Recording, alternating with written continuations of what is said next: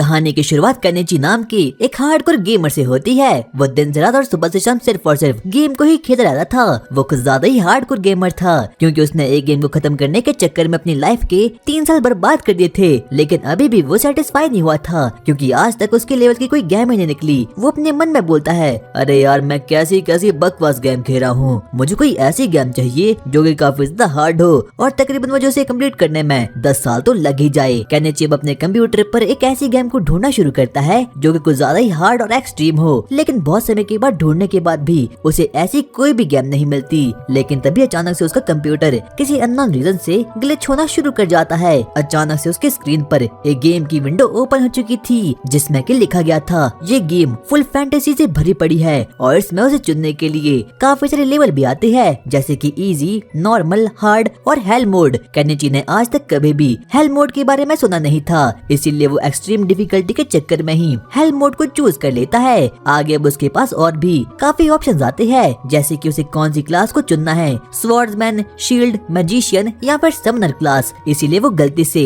Sumner class को pick कर देता है ताकि उसे इस गेम में एक्सट्रीम डिफिकल्टी मिल पाए और ऐसा हो भी जाता है। वो इस चीज को लेकर काफी ज्यादा कॉन्फिडेंट था और एक्साइटेड भी था। अचानक से वो अपनी गेमिंग विंडो पर एंटर को क्लिक करता है। अचानक से वहाँ पर एक लाइटनिंग का स्प्लैश होता है और केनिची अपने आप को एक नई दुनिया में पाता है। और यहाँ तक कि अब केनिची एक बच्चा बन चुका था और वो जस्ट अभी अभी पैदा हुआ था। केनिची को बिल्कुल भी समझ आता कि आखिरकार उसके साथ ही चल कर रहा है। लेकिन तभी वो अपने सामने एक अजीब सी आदमी को देखता है और अब वो उसे अपनी गोद में लेता है। केनिची को पता चलता है कि इस वर्ल्ड में उसका नाम एलन है। लेकिन अब एलन भी इस वर्ल्ड में रीइंकार्नेट होकर काफी ज्यादा खुश था क्योंकि उसकी पुरानी जिंदगी बिल्कुल भी ठीक नहीं थी। वो बस दिन से रात गेम खेला करता था और यहाँ तक कि वो 35 साल का अनमैरिड और घटिया सा आदमी था जो कि सिर्फ और सिर्फ काम करने में अपनी पूरी की पूरी जिंदगी को खराब कर देता था। आगे हम अब एलन को देखते हैं और अब वो फाइनली इस वर्ल्ड में 1 साल का हो चुका था। उसके फादर और मदर काफी अच्छे आदमी थे। उसके फादर का नाम रोडेन था जो कि तकरीबन 20 साल का था और उसकी मदर काफी ज्यादा ब्यूटीफुल थी और उसका नाम थेरेसिया था। लेकिन हार्डकोर डिफिकल्टी के चक्कर में एलन एक ऐसी जिंदगी और एक ऐसी फैमिली में पैदा हो चुका है जो कि काफी ज्यादा गरीब है, यानी कि उन लोगों का जीवन काफी ज्यादा मुश्किल बन चुका है। और एलन किंगडम के पास में ही एक फ्रंट लाइन वाली विलेज में पैदा हुआ था जिसे कि अक्सर वॉर का सामना करना पड़ा था और यहाँ तक कि यहाँ के लोग किंग और बाकी लोगों को काफी ज्यादा टैक्स भी पे किया करते थे। लेकिन उन लोगों के पास अर्निंग का कोई भी ठीक सा सोर्स नहीं था। एलन को अपने फादर और मदर से सच में ही काफी ज्यादा प्यार था, यहाँ तक कि उन लोगों के बीच काफी ज्यादा प्यार था। एलन अपने मन में सोचता है, लगता है वो दिन दूर नहीं जिस दिन की मुझे मेरा सिबलिंग भी मिल जाएगा। और रात के समय एलन की मदर उसे सुलाने के लिए किसी डिफरेंट रूम में रख दिया करती थी और तब जाकर एलन फाइनली अपने चीजों पर काम किया करता था। एलन अचानक से रात में जाग जाता है और अब अपने स्टैट्स को चेक करना शुरू करता है क्योंकि अब उसे कैसे भी करके इस वर्ल्ड में काफी ज्यादा इंसेन और काफी ज्यादा पावरफुल बनना था। वो बार बार अपने स्टैट्स विंडो को खोलने की कोशिश करता है लेकिन ऐसा कुछ भी हो नहीं पाता। वो वापस से अपने स्टैट्स विंडो को खोलने की कोशिश करता है लेकिन वहाँ पर कोई स्टैट्स विंडो नहीं बल्कि ग्रिमोर उड़ते उड़ते अब उसके पास आ चुकी थी। वो ये देखकर काफी ज्यादा चौंक चुका था, इसीलिए वो जोर से चिल्लाता है। उसके चिल्लाने की आवाज सुनकर उसके मदर और फादर जल्दी से दौड़ दौड़ कर उसके कमरे में आते हैं जहाँ पर कि वो लोग देखते हैं कि एलन तो अभी भी सोया हुआ था और एलन को ना चाहते हुए भी ऐसा करना पड़ा ताकि उसका सीक्रेट उसके मदर और फादर के पास ना आ पाए। उसके पेरेंट्स को लगता है कि एलन ने जरूर कोई बुरा सपना देखा होगा। पेरेंट्स के जाने पर एलन अपने ग्रिमोर को ओपन करता है जहाँ पर कि उसके बारे में और उसकी एबिलिटीज के बारे में काफी कुछ लिखा गया था। आगे हम एलन को देखते हैं जो कि अपने ग्रिमोर को पढ़ना लिखना शुरू कर देता है और उस ग्रिमोर में उसके हर एक स्टैट्स के बारे में लिखा गया था और यहाँ तक कि उसके समनर मैजिक के बारे में भी काफी कुछ लिखा गया था। आगे हम एलन को देखते हैं और वो अपनी एबिलिटी द समनर क्लास के बारे में काफी कुछ जानना और काफी कुछ चीजें पढ़ना भी शुरू कर लेता है। एलन अभी सिर्फ और सिर्फ 1 साल का बच्चा था, इसीलिए अभी तक उसके पास कोई भी MP यानी कि माना पॉइंट और बाकी कुछ भी चीजें अवेलेबल नहीं थी। एलन को पता चलता है कि अभी वो काफी छोटा है, इसीलिए वो छोटे मोटे कीड़े और बीस्ट को ही अभी समन करवा सकता है। हम एलन को देखते हैं वो कुछ मंत्र शंत्र को पढ़ना शुरू कर देता है ताकि वो वहाँ पर कुछ इंसेक्ट और बाकी लोगों को वहाँ पर समन कर पाए। एलन बहुत ट्राई करता है यहाँ तक कि वो उस चीज पर अपने पूरे के पूरे MP को वेस्ट कर देता है पर फिर भी उसे कुछ भी समझ नहीं होता। और उसके बहुत ट्राई करने पर अचानक से उस ग्रिमोर में से एक क्राफ्टिंग कार्ड बाहर निकलता है जिसमें कि एक अजीब से ग्रास होपर की फोटो लगी पड़ी थी। वो उसे समन करने की कोशिश करने वाला था लेकिन तभी वहाँ पर उसकी मदर थेरेसिया अब वहाँ पर आ चुकी थी। लेकिन ना चाहते हुए भी एलन को सोने का नाटक करना पड़ता है और वो सो जाता है क्योंकि अब उसका माना पॉइंट काफी ज्यादा ड्रेन हो चुका था। और अगली सुबह एलन उस क्राफ्टिंग कार्ड को वापस से समन करने की ट्राई करता है और उस ग्रिमोर में से अचानक से वो ग्रासहॉपर वहाँ पर समन हो चुका था, जिस चीज को देख कर अब एलन काफी ज्यादा डर चुका था। उसे बिल्कुल भी विश्वास नहीं था कि आखिरकार उसके चेहरे पर इतना बड़ा ग्रासहॉपर कैसे आ चुका है। लेकिन अब वो उस ग्रासहॉपर को देखकर सच में ही काफी ज्यादा एक्साइटमेंट में आ चुका था। वो उसे कुछ ऑर्डर देने की कोशिश करता है, लेकिन वो ग्रासहॉपर सिंपली एलन के ऑर्डर्स को रिजेक्ट कर देता है। एलन वापस से उस ग्रिमोर को ओपन करता है ताकि उसे अपने समनिंग मैजिक के बारे में थोड़ी और बहुत जानकारी मिल पाए, लेकिन वहाँ पर ऐसा कुछ भी नहीं होता। आगे अब एलन उसी ग्रिमोर को पढ़ना शुरू करता है। उसे बहुत कुछ नई नई चीजें पता चुकी थी, जैसे कि उसके फैमिलियर यानी कि जिन लोगों को वो समन करवाता है वो उसे काफी ज्यादा माना पॉइंट, एबिलिटीज पॉइंट, यहाँ तक कि बाकी चीजें भी दे सकती है। लेकिन सबसे पहले उसे अपने फैमिलियर्स को कुछ नाम देना होगा। एलन बहुत सोचता है और अब उस ग्रासहॉपर को नाम देता है डैन का। वो अपने स्टैट्स को चेक करता है और अब उसे पता चलता है कि डैन का को समन करने के बाद अब उसके स्टैट्स में थोड़ा बहुत इंक्रीज तो आ ही चुका था।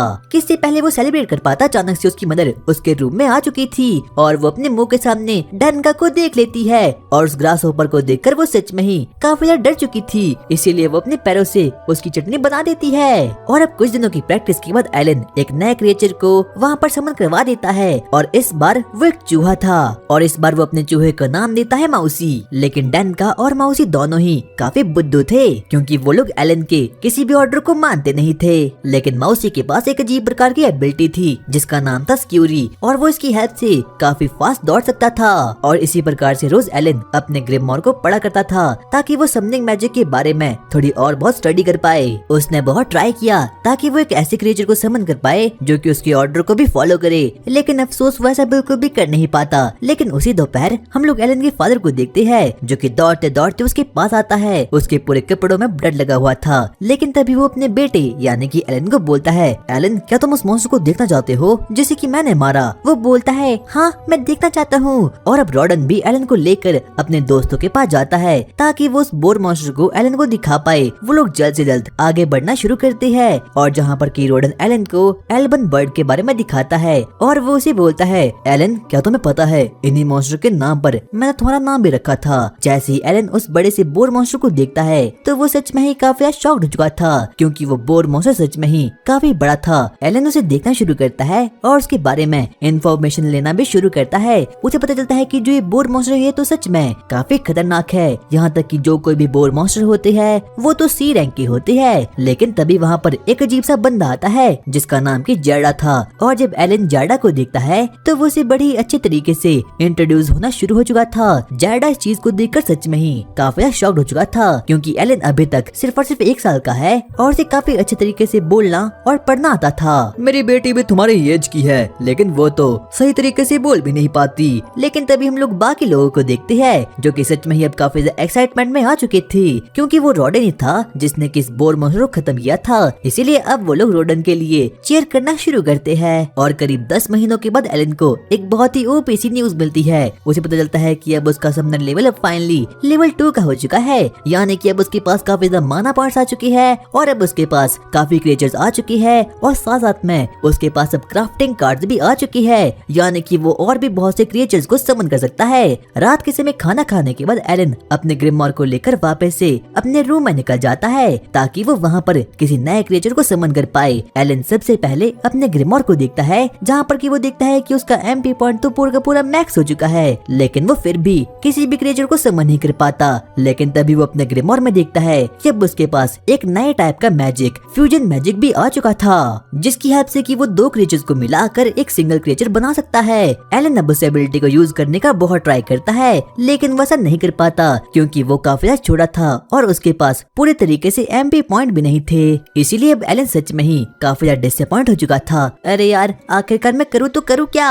कुछ समय के बाद अब एलन फाइनली 3 साल का हो चुका था, यहाँ तक कि अब उसके पास माना पॉइंट्स भी काफी ज्यादा आ चुकी थी। वो अपने ग्रिमोर को ओपन करता है और अब वो एक बार वापस से फ्यूजन मैजिक को ट्राई करने का ट्राई करता है और अब अचानक से उसका फ्यूजन मैजिक कंप्लीट हो चुका था और अब तभी अब वो एक बर्ड को समन करवा देता है। वो उसका नाम रखता है चैपी और चैपी के पास एक अजीब प्रकार की एबिलिटी थी जिसका नाम था वॉइस मिमिक्री, यानी कि वो किसी की भी वॉइस को मिमिक कर सकती थी। ये तो काफी अच्छी एबिलिटी है, मैं इसकी हेल्प से एनिमीज को ट्रैप कर सकता हूँ। और चैपी के साथ साथ ही एलन ने 2 और नए क्रिएचर को वहाँ पर समन कर दिया था। एक मॉपी जो कि बहुत डीप डाउन टनल खोद सकता है, और साथ साथ में एक फ्रॉग भी जिसकी पावर है कि वो काफी ऊंचा ऊंचा जंप कर सकता है। और अब दोपहर के 3 बज चुके थे। इतने में ही एलन की एक लौती दोस्त जिसका नाम की करीना था, अब वो वहाँ पर आ जाती है ताकि वो एलन के साथ वहाँ पर खेल सके। और अब वो दोनों साथ मिलकर स्वॉर्ड फाइट करना शुरू कर लेते हैं। करीना की स्वॉर्ड्समैनशिप स्किल सच में ही काफी खतरनाक थी, लेकिन एलन बेचारा कुछ भी नहीं कर पाता और वो उसे हार जाता है। शाम के समय अब एलन के पेरेंट्स उसे लेने के लिए अब वहाँ पर आ चुके थे।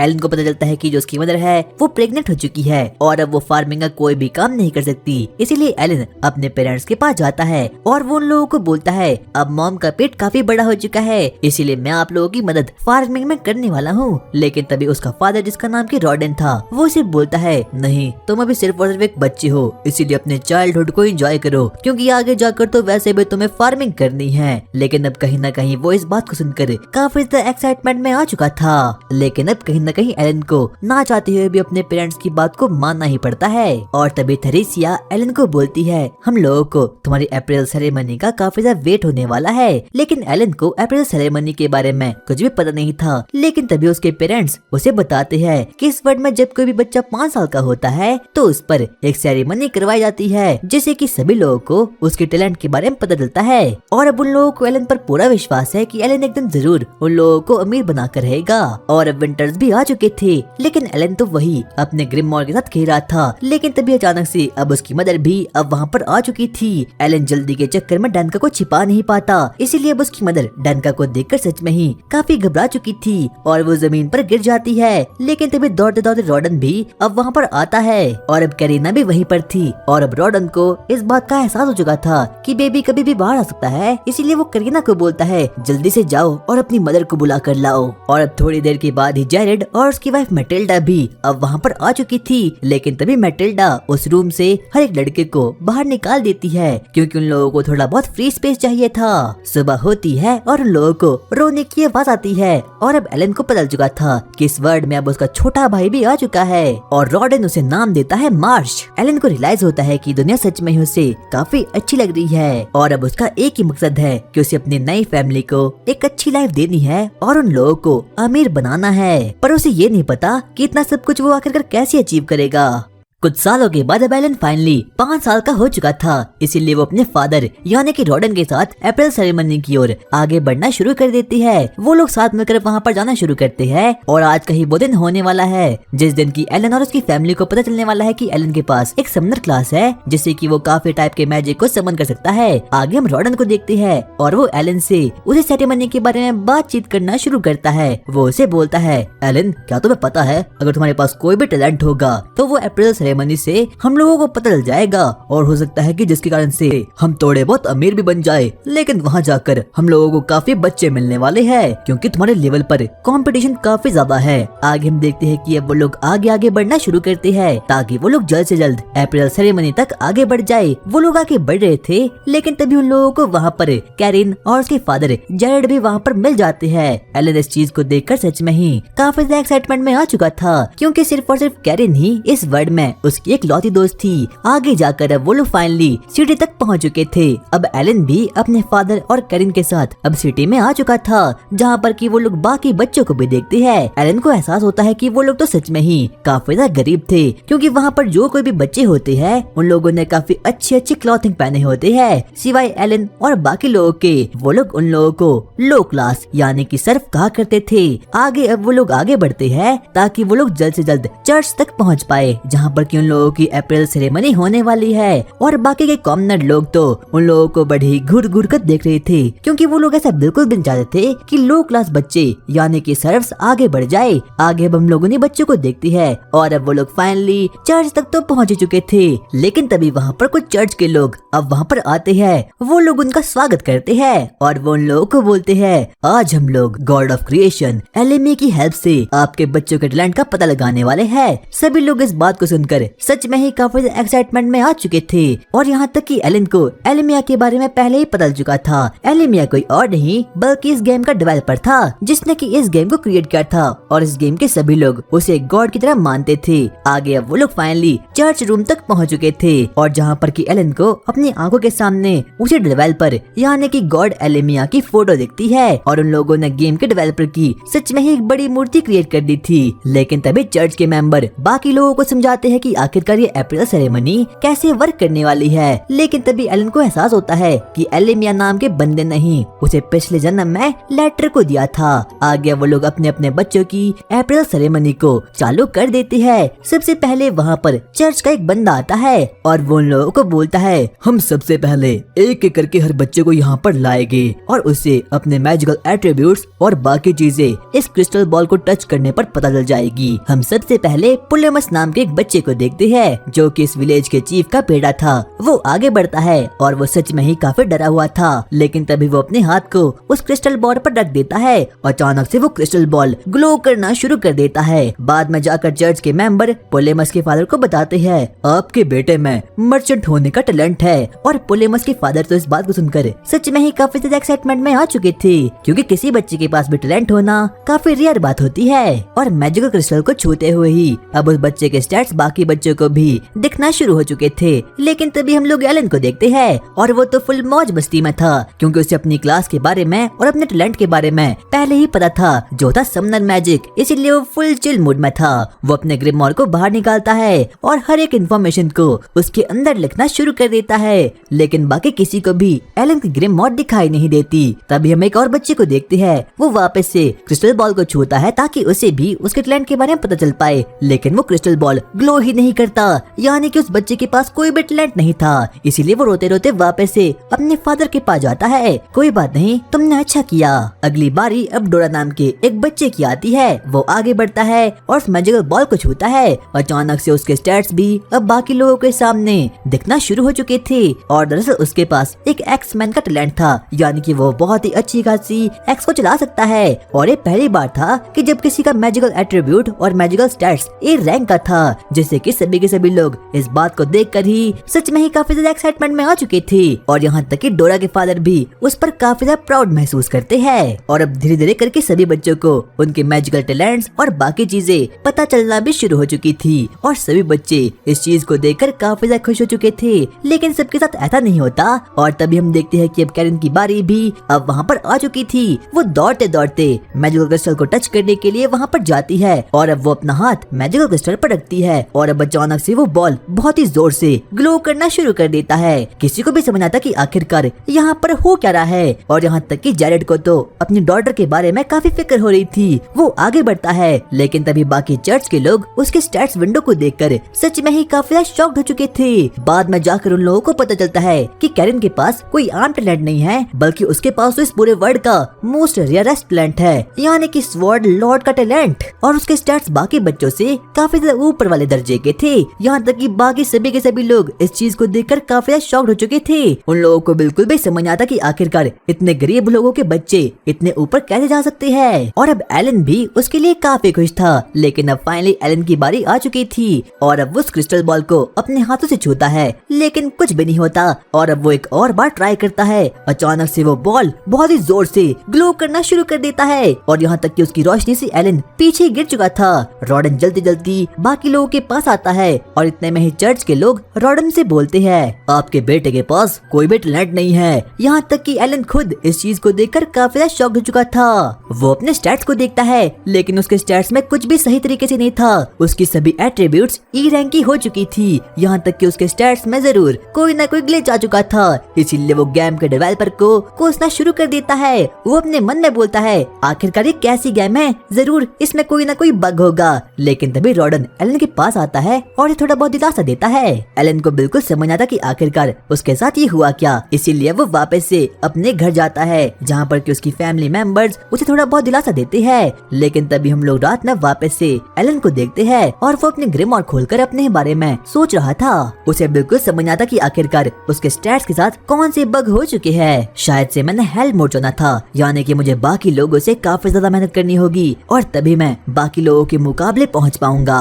और अब अगली सुबह ही एलन की फैमिली कैरन के घर उसके स्वॉर्ड डॉल वाले टैलेंट को सेलिब्रेट करने के लिए वहाँ पर निकल जाते हैं, जहाँ पर कि वो लोग मिल बांट कर पार्टी करना शुरू करते हैं। सभी के सभी लोग इस बात से काफी ज्यादा खुश थे कि कैरन के पास एक ऐसा टैलेंट है जिसकी काफी ज्यादा वैल्यू है। इतने में मैटिल्डा उन लोगों के लिए थोड़ी बहुत दारू का इंतजाम कर लेती है। सभी लोग इस चीज से काफी ज्यादा खुश थे सिवाय रोडन के। वो जेरेड को बोलता है सिर्फ और सिर्फ तुम लोग ही पार्टी करो। एलन को लगता है कि कहीं उसके फादर कुछ जेलस तो नहीं हो गए हैं, क्योंकि सिर्फ और सिर्फ कैरन के पास ही स्वॉर्ड लॉर्ड वाला टैलेंट है और उसके बेटे यानी कि एलन के पास कोई भी टैलेंट नहीं है। लेकिन एलन अपने फादर को काफी अच्छे तरीके से जानता था। उसे पता था कि जरूर बात कुछ न कुछ अलग होगी। आगे हम जेरेड और रॉडन को देखते हैं। वो लोग आपस में ही बहस करना शुरू कर देते हैं और यहाँ तक कि वो लोग हाथापाई तक भी उतर जाते हैं। सभी के सभी लोग इस चीज को देखकर काफी ज्यादा शॉक्ड हो चुके थे। लेकिन तभी उन लोगों की वाइफ वहाँ पर आती है और उन लोगों को मार पीट कर एकदम शांत कर लेती है। बाद में जाकर वो लोग एलन और कैरन को बताते हैं कि वो सभी के सभी लोग बचपन के दोस्त थे।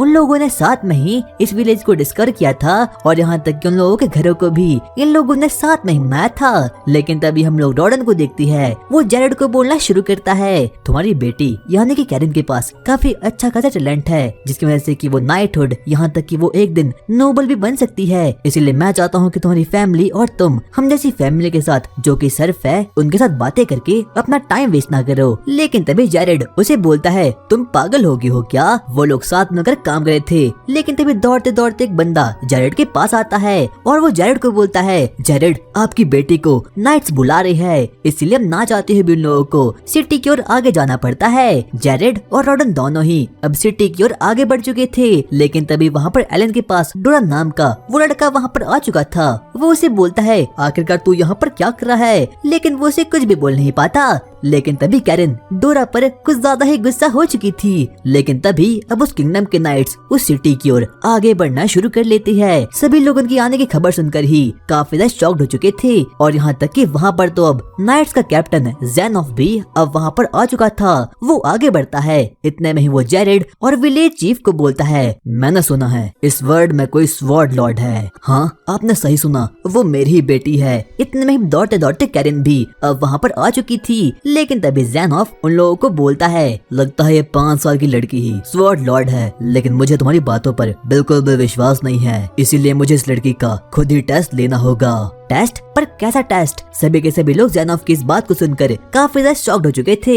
उन लोगों को समझ आता कि आखिरकार नाइट का कैप्टन ज़ेनोफ किस टेस्ट के बारे में बात कर रहा है। लेकिन तभी ज़ेनोफ उन लोगों को वापस से बोलता है मुझे इस लड़की पर और तुम लोगों पर बिल्कुल भी विश्वास नहीं है, इसीलिए मैं चाहता हूँ कि इस लड़की को मेरे एक आदमी से 1v1 ड्यूल करना होगा। लेकिन जेरेड और बाकी लोग इस बात को सुनकर काफी ज्यादा गुस्से में आ चुके थे, क्योंकि कैरन तो अभी सिर्फ और सिर्फ 5 ही साल की थी और ज़ेनोफ उन लोगों को 1v1 ड्यूल करने के लिए बोल रहा है, और वो भी वाइस कमांडर लैब्रेंट के साथ, जिसके पास की काफी ज्यादा ऑसम तरीके की पावर होती है। लेकिन अब उन लोगों के पास कोई भी डिफरेंट ऑप्शन नहीं था, इसलिए ना चाहते हुए भी कैरन को उससे 1v1 ड्यूल करना ही पड़ता है। अब वाइस कमांडर लैब्रेंट आगे बढ़ता है। इतने में ही कैरन भी अब पीछे से वहाँ पर आ जाती है। वो लोग एक दूसरे के साथ ड्यूल करना शुरू कर देते हैं, लेकिन वाइस कमांडर लैब्रेंट को तो कुछ भी दिक्कत की सामना नहीं करना पड़ता। हम वापस से कैरन को देखते हैं, वो एक के बाद एक करके अब उस पर वार करना शुरू कर देती है। लेकिन तभी लैब्रेंट उन लोगों के मैच में चीटिंग कर देता है। वो अचानक से कैरन को एक जोरदार लात मारकर उसे पीछे की ओर फेंक देता है। जेरेड और एलन इस बात से काफी गुस्से में आ चुके थे, लेकिन बाकी के नाइट्स उन लोगों को पकड़ कर रख देते हैं। हम वापस से कैरन को देखते हैं। अचानक से उस मैच से एक ग्रीन ऑरा बाहर आना शुरू हो चुका था। ज़ेनोफ को पता चल चुका था कि इस लड़की ने अपनी एक्स्ट्रा स्किल को अवेकन कर दिया है, और कैरन तो सच में ही काफी ज्यादा पावरफुल बन चुकी थी। वो एक के बाद एक करके वाइस कमांडर पर अटैक करना शुरू कर देती है, यहाँ तक कि वाइस कमांडर उसके अटैक को बिल्कुल भी झेल नहीं पाता, और लास्ट में जाकर कैरन अब उसकी स्वॉर्ड को फाइनली ब्रेक कर देती है। ज़ेनोफ बोलता है ये मैच अब खत्म हो चुका है, और अब सभी लोग कैरन की इस जीत से काफी ज्यादा ही खुश हो चुके थे।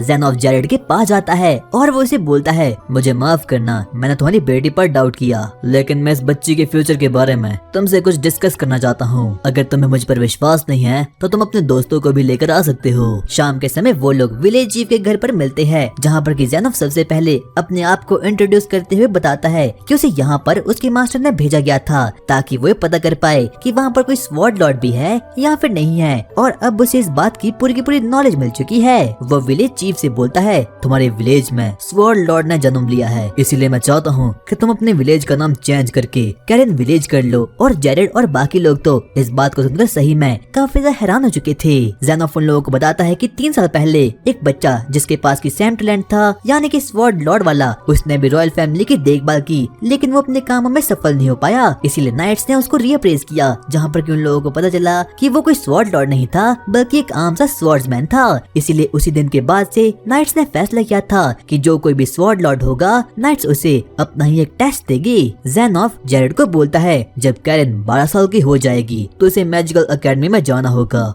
और उसके बाद ये रॉयल फैमिली के साथ काम कर सकती है। लेकिन तभी डोरा नामक बच्चा बोलता है, क्या हम लोग भी मैजिकल एकेडमी में जा सकते हैं? कैरन बोलती है, हाँ, हम सभी लोग मैजिकल एकेडमी जाएंगे, यहाँ तक कि एलन भी हम लोगों के साथ आएगा। क्या? लेकिन ये लड़का तो टैलेंटलेस है। एलन को समझ नहीं आता कि ये बुद्धू बच्चे बोल के रही है, क्योंकि असल में तो उसकी एज 40 है और उसकी इंटेलिजेंस इन लोगों से काफी ज्यादा की है। लेकिन तभी हम लोग ज़ेनोफ को देखते हैं, वो एलन और उसके फादर से बोलता है, वैसे आप लोग कौन हो? अब रोडन अपने आप को और अपने बेटे को ज़ेनोफ से इंट्रोड्यूस करवाता है। लेकिन ज़ेनोफ तो पहले से ही रोडन को जानता था। वो उसे बोलता है, इसका मतलब आप ही वो बोर हंटर रोडन हो। मुझे आपसे मिलकर काफी खुशी हुई और मेरे मास्टर को आपका दिया गया मीट काफी अच्छा लगता है और मैंने सुना है कि आप बोर हंटिंग में बहुत ही इम्पोर्टेंट रोल प्ले करते हो। और तब एलन को लगता है कि उसके फादर तो सच में सुपरस्टार है। और अब इतना कहने के बाद वो लोग वापस से अपने घर की ओर निकल जाते हैं। एलन को एहसास होता है कि उसने ये गेम हेल मोड में तो शुरू कर ली है, पर अब उसे कैसे भी करके इस गेम को कंप्लीट करना ही होगा। और अब कुछ सालों के बाद फाइनली एलन के समन स्किल का मैजिक अब फाइनली लेवल अप हो चुका था, जिसे देखकर कि अब एलन सच में ही काफी ज्यादा शॉक्ड हो चुका था।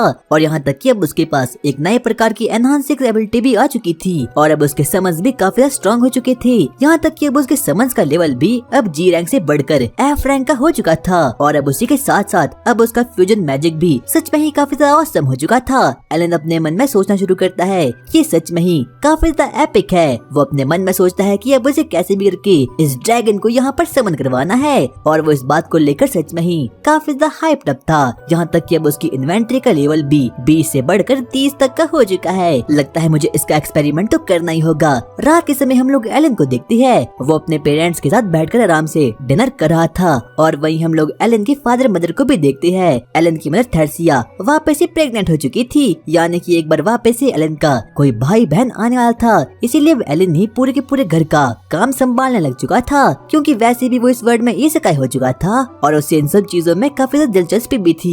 धीरे धीरे करके अब एलन भी काफी ज्यादा स्ट्रॉन्ग हो रहा था। लेकिन तभी थर्सिया रोडन को बोलती है, लगता है इस बार हमारी कोई लड़की होने वाली है, क्या तुमने उसके लिए कोई नाम सोचा? लेकिन तभी एलन तो एक बार वापस से अपने ग्रिमोर को खोलता है और वहाँ पर वो नई नई प्रकार की चीजें देखना शुरू करता है। लेकिन तभी वो गलती से इस दुनिया के भगवान का नाम लेता है। उसके पेरेंट्स उसे बोलते हैं, एलन हम लोगों को ऐसे ही गॉड का नाम नहीं लेना चाहिए। एलन हम लोगों को ऐसे ही गॉड का नाम नहीं लेना चाहिए। तभी एलन अपने फादर को बोलता है, क्या आपका हाथ सही हो गया? दरअसल अब रॉडन ने भी अपने लेवल को इंक्रीज कर दिया था, जिसे कि वो लोग ट्रायल ऑफ गॉड कहते हैं। वो हमेशा बोर हंटिंग करने के लिए जाया करता था और आज फाइनली उसने अपने लेवल को इंक्रीज कर दिया था। यहाँ तक कि अब उसके बाइसेप्स भी काफी स्ट्रॉन्ग बन चुके थे। एलन अपने मन में सोचना शुरू करता है कि आखिरकार वो कब लेवल अप करेगा। यहाँ तक कि उसका समनिंग मैजिक तो सच में ही काफी स्ट्रॉन्ग बन चुका है, लेकिन उसके बाकी के मैजिक अभी भी लेवल 1 और लेवल 2 पर हिट की है। बाद में जाकर उसे पता चलता है कि अगर उसे और ज्यादा एक्सपी को कलेक्ट करना है तो उसके लिए उसे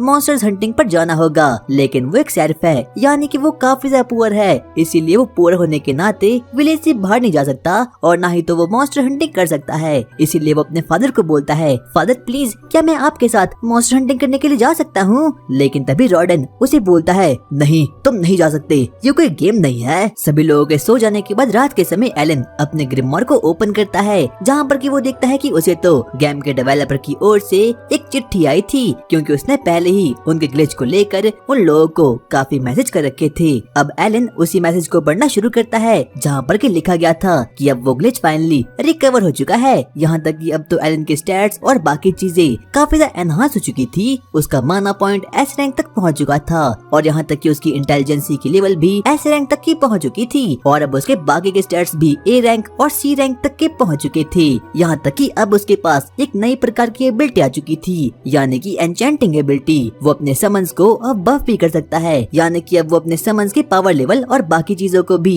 काफी ज्यादा एनहेंस कर सकता है। इसीलिए वो उसे एक्सपेरिमेंट करने के तौर पर डैनका को अब वहाँ पर समन कर देता है। डैनका भी अब वहाँ पर समन हो चुका था। जैसे ही वो उसका स्किल कार्ड देखता है, वो देखता है कि डैनका के पास तो सच में ही काफी ज्यादा अमेजिंग स्टैट्स आ चुके हैं। यहाँ तक कि वो ग्लो भी करा है और अब उसके स्टैट्स काफी ज्यादा बफ हो चुके थे। लेकिन तभी वहाँ पर थैट्सिया वहाँ पर आती है और एक बार वापस से डैनका को खत्म कर देती है। अगली सुबह एलन घर बार के काम करने में काफी बिजी हो चुका था, लेकिन वो अभी भी अपने मैजिक एट्रीब्यूट्स और बाकी चीजों के बारे में अपने दिमाग में सोच रहा था। लेकिन तभी थैट्सिया उसे बोलती है अपने डैड को बाय बोलो क्योंकि हंटिंग पर जा रहे हैं। और अब इतना कहने के बाद अब रॉडन भी हंटिंग पर निकल चुका था। लेकिन तभी एलन वापस से अपने घर के गार्डन में निकल जाता है। उसे याद आता है कि उसका समनिंग मैजिक तो काफी ज्यादा एनहांस हो चुका है, लेकिन अभी तक वो किसी भी फ्यूजन मैजिक का यूज करना नहीं सीखा। उसने बहुत बार फ्यूजन मैजिक करने का ट्राई कर लिया था, लेकिन आज तक उसे कोई भी न्यू क्रिएचर नहीं मिला। इसीलिए वो एक लास्ट बार फ्यूजन मैजिक करने का ट्राई करता है। वो 2 क्रिएचर को फ्यूजन करवा देता है जिनका रैंक की F होता है,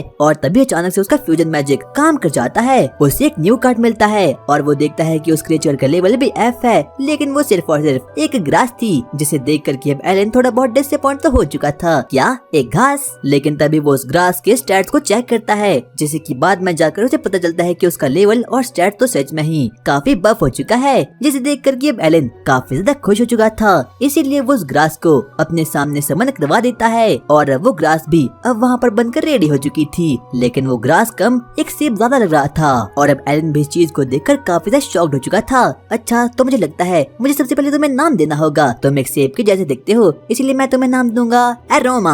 एरोमा एलन को अपने स्टैट्स विंडो को दिखा देता है। लगता है तुम फाइट के लिए तो बिल्कुल नहीं बने। एलन एरोमा को बोलता है अपनी एबिलिटी का यूज करो। अचानक से हम लोग एरोमा को देखते हैं और वो एक सैपलिंग में कन्वर्ट हो चुका था और उसकी पावर ये थी कि वो किसी भी सैपलिंग में कन्वर्ट होकर बहुत ही अच्छी स्मेल को जनरेट कर सकता है। लेकिन तभी पीछे से एलन की मॉम अब वहाँ पर आ चुकी थी। एलन को बिल्कुल समझ आता कि आखिरकार उसे अभी क्या करना चाहिए। वो एरोमा को बोलता है एरोमा जल्दी से गायब हो जाओ, गायब हो जाओ। लेकिन फिर भी एरोमा उसकी बातों को नहीं मानता। और तभी कैरन भी एलन के साथ खेलने के लिए वहाँ पर आ चुकी थी। वो हर रोज फाइट की प्रैक्टिस करते थे और हर रोज कैरन एलन की पिटाई किया करती थी और हमेशा की तरह एलन आज भी हार जाता है। एलन अपने ग्रिममॉर में देखता है और बाद में जाकर उसे पता चलता है कि अब उसकी स्वॉर्ड स्किल भी अब लेवल 3 की हो चुकी है। वो अपने मन में सोचता है क्या पिछली वाली एरोमा स्किल से क्या मेरे स्टैट्स पर कुछ फर्क पड़ा होगा। वो अपने स्टैट्स को चेक करता है और बाद में जाकर उसे पता चलता है कि एरोमा की हेल्प से उसका माना बहुत ही जल्दी हील हो रहा है। और एलन को याद आता है कि उसके पास तो एक फाइटिंग टाइप का भी क्रिएचर है, लेकिन वो उतना सही नहीं था और वो एक वुल्फ था। शाम के समय एलन वापस से